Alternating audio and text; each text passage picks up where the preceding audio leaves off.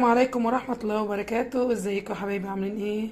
اللهم صل وسلم وبارك على سيدنا محمد وعلى اله وصحبه وسلم. حبايب قلبي في كل مكان، ادعموني باشتراك ولايك في القناة عشان يوصلكم كل جديد.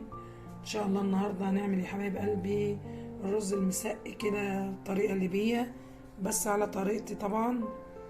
قولولي ان شاء الله في التعليقات الطريقة تعجبكم ولا لأ. ويلا يا حبايب قلبي نبدأ ان شاء الله بالمقادير. بسم الله الرحمن الرحيم. حضرنا معانا لحمة 2 كيلو ونص على حسب الكمية اللي انت تعمليها، يعني انا هعمل 3 اطباق من نفس الطبق ده. فان شاء الله جبت معانا 2 كيلو لحمة، اي لحمة عادي مش مشكلة، يعني لو خرفان او بقري او كده، دي لحمة من لحمة الجمل. ومعانا حمص منقوع بقالي يومين في المية، و5 معالق صلصة. ومعانا البصل قطعناه شرايح كده على حسب الكمية اللي انت تعملوها. ومعانا يقطين طبعا قطعناه مكعبات، والزيت. ان شاء الله اقول لكم على البهارات واحنا بنعمل الطريقة كده بنجهزها مع بعض. 5 معالق من الزيت، ننزل عليهم ببصلايه شرايح كده.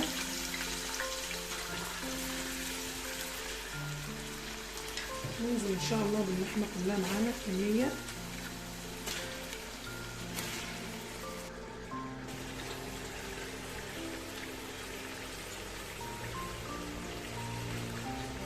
سيبها شويه كده معانا على النار.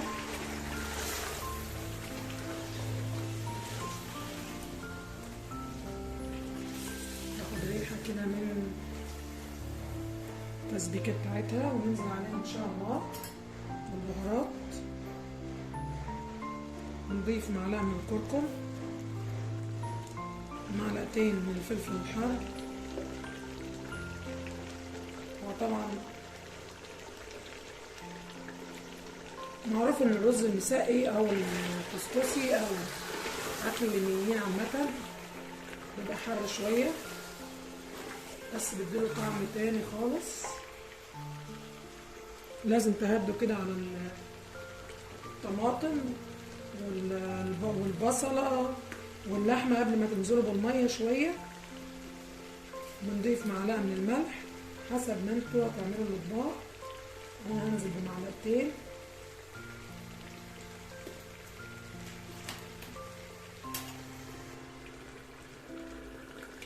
اول ما تبدأ تاخد معاكم كده البهارات وريحة الصلصة والبصلة كده تدي ريحة، واللحمة تاخد كده من بعضها قدام ان شاء الله. انا بحب اضيف عليها مية تكون درجة حرارتها عالية كده. خلاص نسيبها بقى على النار. طبعا حطينا الكسكاس، نبدأ ننزل والحمص اللي احنا نقعينه، ننزل عليها بالبصلة كده والبصل قطعنا طبعا شرايح.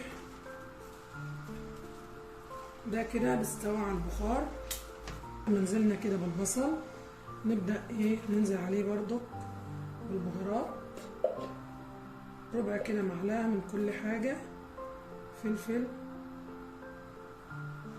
مطحون وكركم، معلقة صغيرة ملح خالص. نبدأ ان شاء الله نسوي البصلة كده على البخار كده، بنغطي عليها خلاص.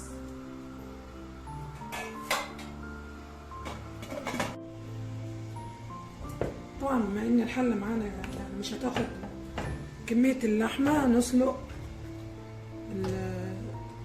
اليقطينة كده في حلة لوحدها. نبدأ ان شاء الله نحط الكمية كلها، لان احنا اليقطين طبعا جايبينه كتير حسب الكمية اللي احنا هنعملها.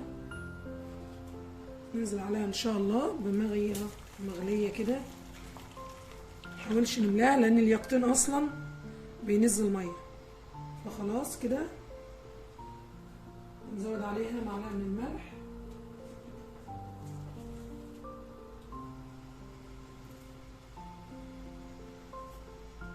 خلاص كده نغطي عليها. نبدأ ان شاء الله نشوف البصلة معانا.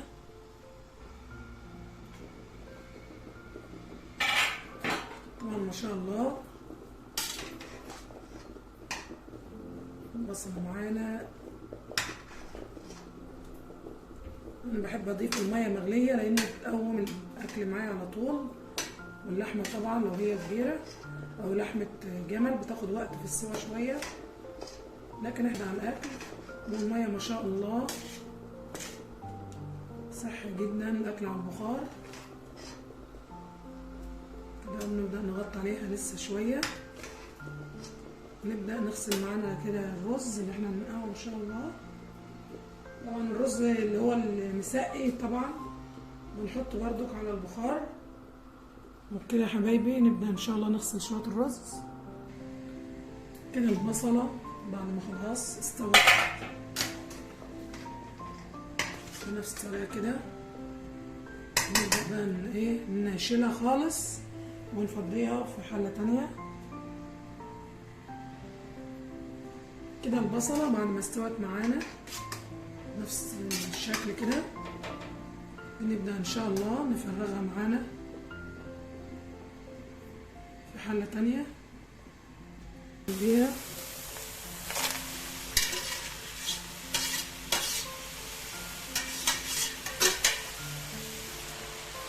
نبدأ كده ناخد الصوص بتاع اللحمة اللي احنا عاملينها، ناخد من الوش بتاعه كده ونبدأ ان شاء الله ننزل على البصلة دي.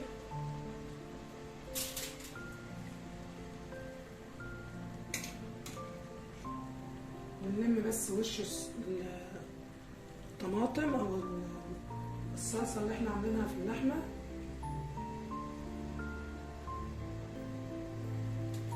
نبدأ بقى نغطي عليها خالص.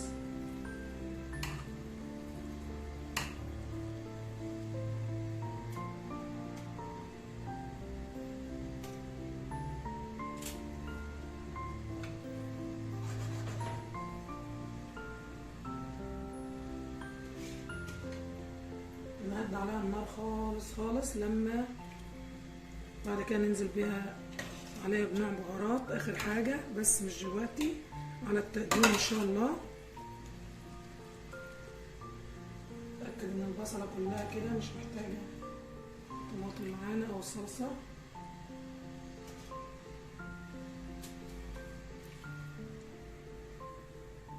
بنهدي عليها النار ونبدأ ان شاء الله ننزل الرز مكان البصلة على البخار كده. ان شاء الله بننزل بالرز اللي احنا غسلينه، رز مصري. نفتح لها فتحة كده من النص، البخار يطيب الرز كله. نبدأ ان شاء الله نغطي عليه.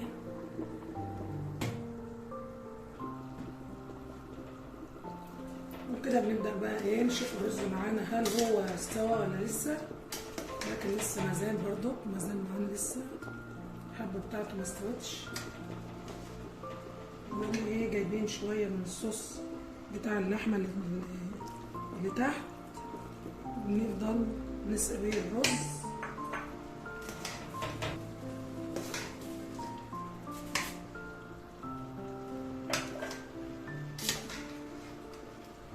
بنقلب بقى الرز كله كده لما نغطيه كده بالصوص والبخار، ونلاقي الحبة معانا استوت. نظبطه تاني.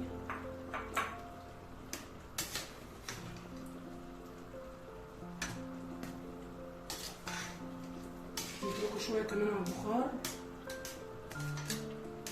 لما الحبة بتاعته تستوي خالص.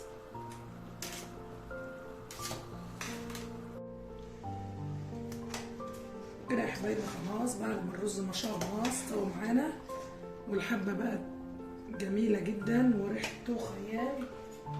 بنضيف عليها معلقة من السمنة البلدي كده. نبدأ بقى ان شاء الله نقلبها تقليبة وننزلها من النار.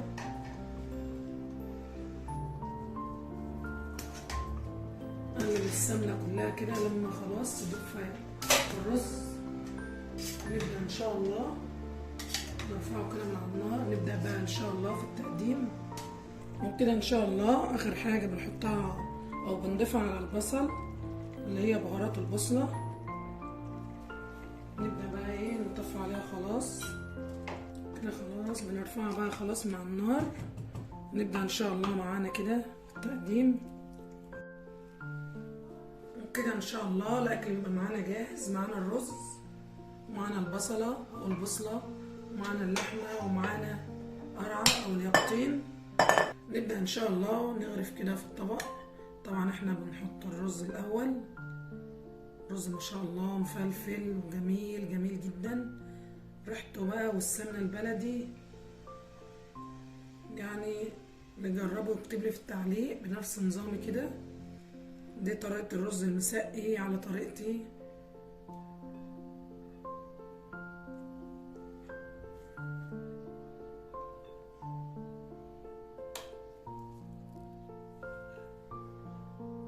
كده بعد ما ضفنا الرز في الطبق نبدأ بقطعة قرعة. نبدأ ان شاء الله نضيف كده قطع اللحمة.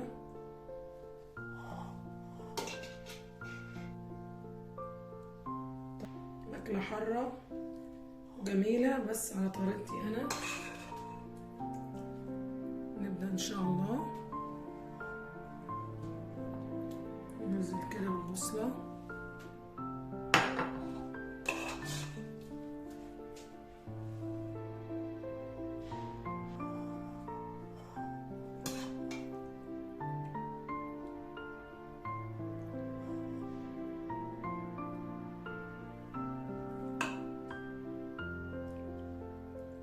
بسيب ايه جنب واحد بس.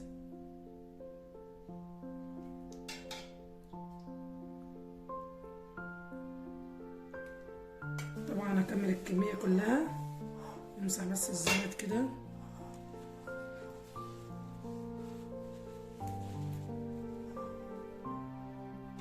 كده ده طبقنا. طبعا الرز المسقي نفس الشكل كده. نكمل ان شاء الله الاطباق التانية واوريكم ان شاء الله في التقديم كله. كده الغرف غرفناه مع بعض اهو ما شاء الله.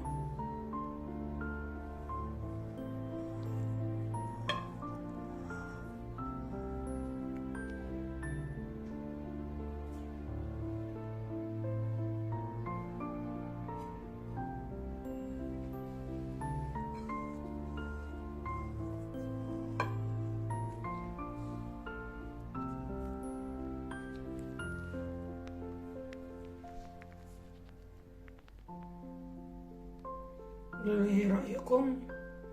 ادعموني باشتراك ولايك في القناة عشان يوصلكم كل جديد.